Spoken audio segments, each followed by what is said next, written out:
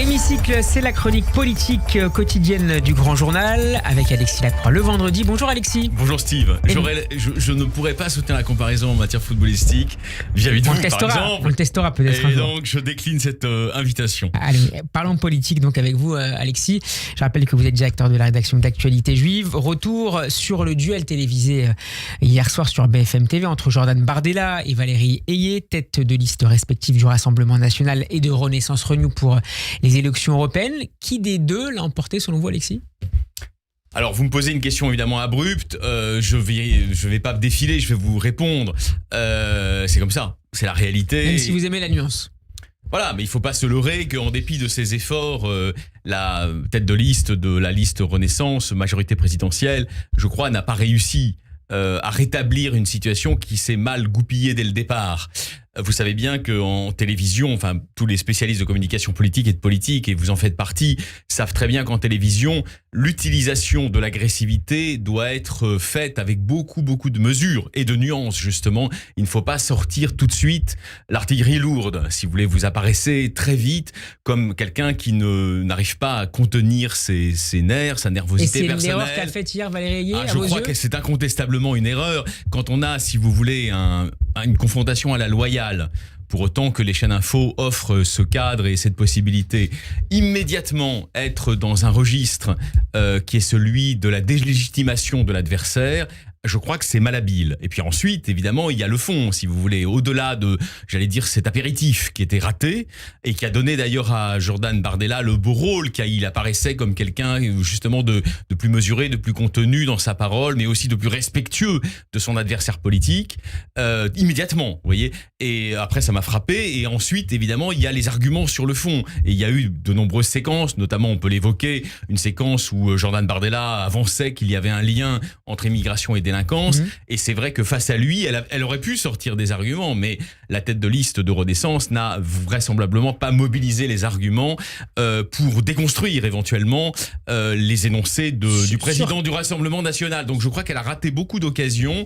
Mais sur quel thème, Alexis, Jordan Bardella vous a semblé un peu plus mise en difficulté hier par la candidate, la tête de liste Renaissance? Alors ça c'est vrai, vous avez raison, il y a eu des moments aussi, l'Europe... C'est un long débat. Voilà, il y a eu des moments où incontestablement elle a pu faire mouche, que sur l'Europe, les trois feux, vous savez, le feu vert, le feu orange, le feu rouge, c'est un peu compliqué à comprendre. Et donc comme il s'adresse aussi à un électorat, on va dire en grande partie populaire, elle a essayé de le déstabiliser là-dessus.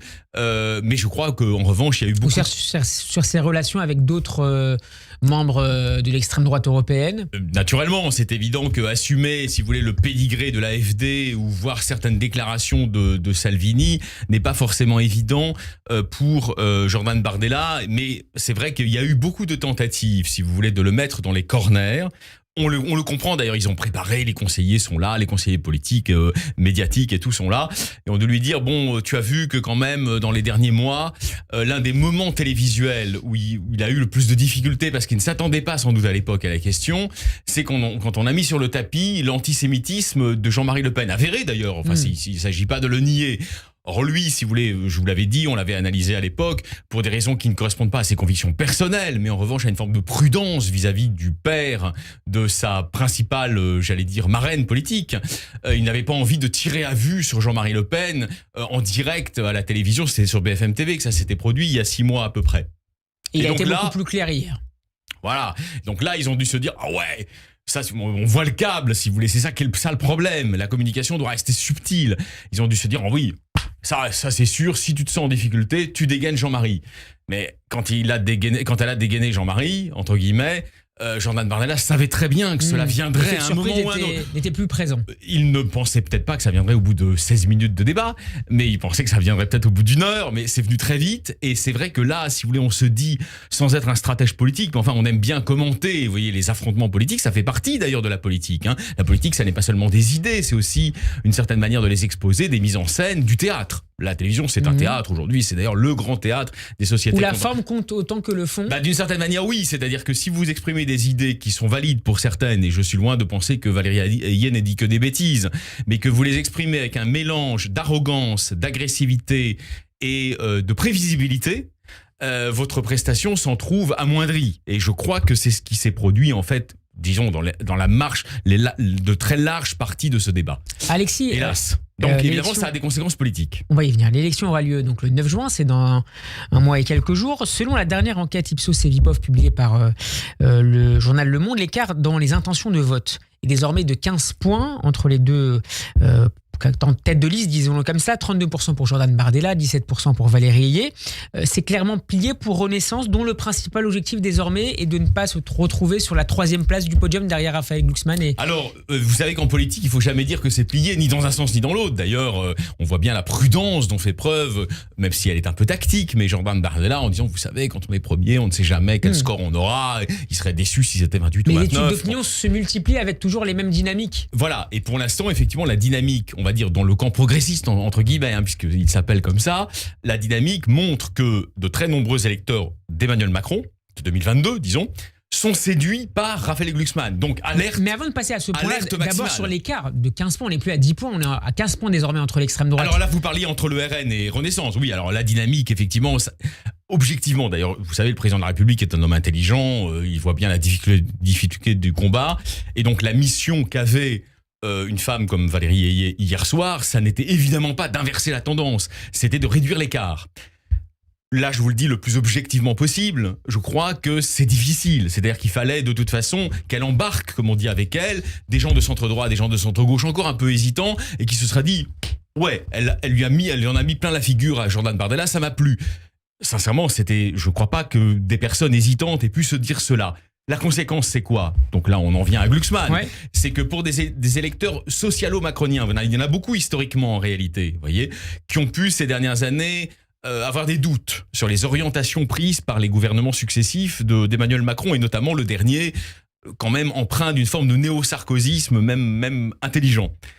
Eh ben, ils se disent, mais oui, mais Raphaël Glucksmann, au fond, il incarne mieux nos idéaux.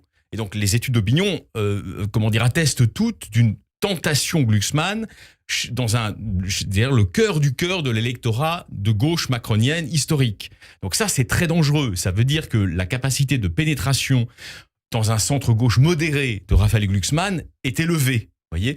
Or, comme par ailleurs, il prend actuellement aussi à des électeurs historiques de LFI, on se dit que l'hypothèse d'une qualification, entre guillemets, au second tour, pas au second tour, en seconde position de Raphaël Glucksmann, est une hypothèse qu'on ne peut plus écarter d'un revers de main. Et donc, un certain nombre de stratèges macroniens, notamment depuis hier, mais même s'ils y pensaient évidemment les jours précédents, se disent, oh là, ça commence à sentir mauvais, c'est-à-dire elle n'a pas de dynamique.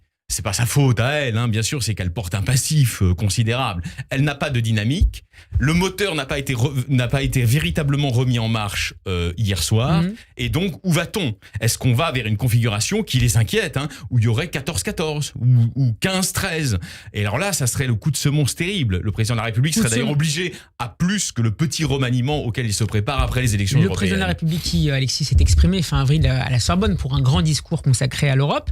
Il a également demandé aux leaders de la Macronie de s'impliquer davantage dans cette fin de campagne extrêmement délicate, notamment à son Premier ministre Gabriel Attal. Est-ce que ça peut aider Valérie Ayé à renverser partiellement la vapeur? Il l'espère. On ne peut que l'espérer pour eux, j'allais dire, vous voyez. Mais en même temps, est-ce que là, c'est pareil. Si nous parlons de l'électorat de sensibilité de gauche, vous voyez, qui a maintenant une hésitation grandissante, en se disant, mais finalement, nos idées sont mieux représentées aujourd'hui par ce bloc social-démocrate renaissant grâce au mouvement Place Publique et à son président Raphaël Glucksmann. Ces gens-là peuvent se dire, oui, mais après tout, Gabriel Attal, très bien, c'est Gabriel Attal, il est brillant, etc. Enfin, il est passé de l'autre côté du miroir, vous voyez. Pour eux, je veux dire, là, il faut toujours se mettre à la place de l'acteur politique ou de l'électeur potentiel. Et donc, je ne sais pas, si vous voulez, quels sont les signes de réassurance que la Macronie officielle, en quelque sorte, peut donner à cet électorat de gauche macronienne historique, si vous voulez, dont on a sous-estimé l'importance depuis quelques années dans le commentaire politique, par parenthèse. J'entendais beaucoup de commentateurs, il y a encore l'année dernière, qui disaient « Non, mais maintenant, de toute façon, c'est bon, l'électorat de Macron est un électorat clairement positionné à droite. » C'est vrai en partie, mais c'est pas totalement vrai non plus, on le voit bien avec le phénomène Glucksmann. Donc c'est vrai que je pense que pour eux, là, les interrogations que nous soulevons cet après-midi avec vous, cher Steve, sont des interrogations qu'ils ont à l'esprit. Ils se demandent comment faire. Est-ce qu'il y a un point, pour terminer, un point ou deux, à aller grappiller du côté de l'électorat de droite? Certainement.